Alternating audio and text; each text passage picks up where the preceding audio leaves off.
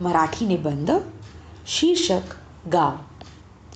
गाव या शब्दाचा उल्लेख झाला की माझ्या आठवणींना पंख लागतात.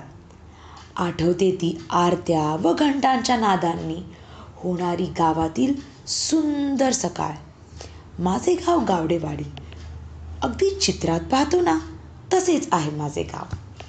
रानोबा डोंगरांच्या पायथ्याशी वसलेले 200 लोकांचे हे गाव. माझ्या गावी पाण्याचा तोटा नाही, त्यामुळे भरपूर झाडी आहेत. शेतकरी अपार कष्ट करून सोन्यासारखी शेती करतात.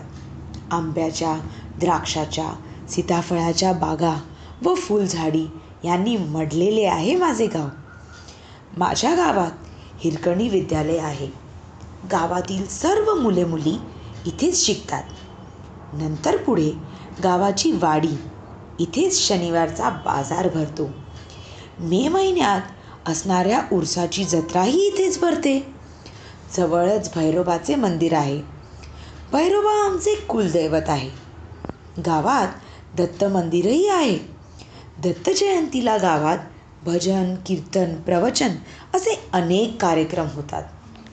गावाची मजाच वेगळी.